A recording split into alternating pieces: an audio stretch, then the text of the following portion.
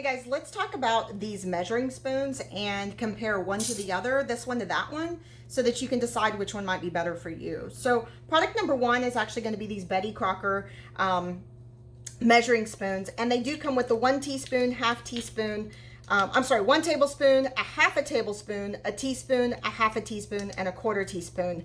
They are plastic and they do stack very nicely in one another.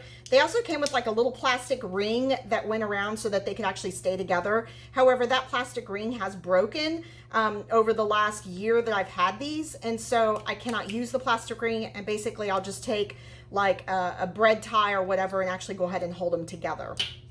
Now, product number two are these stainless little metal measuring spoons, and it does come with a 1 tablespoon, a 1 teaspoon, a half a teaspoon, and a 1/4 teaspoon.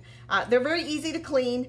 You can tell that they're very easy to bend as well because they are metal as compared to these. They're much thicker. So these are actually going to not really bend, but if you bend them hard enough, they will just break. Same thing for the metal ones here.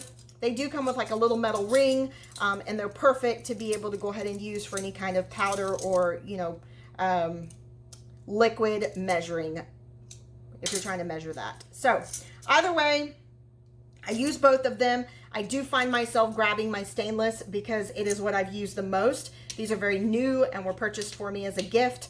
I just don't use them very often because I'm not used to using them.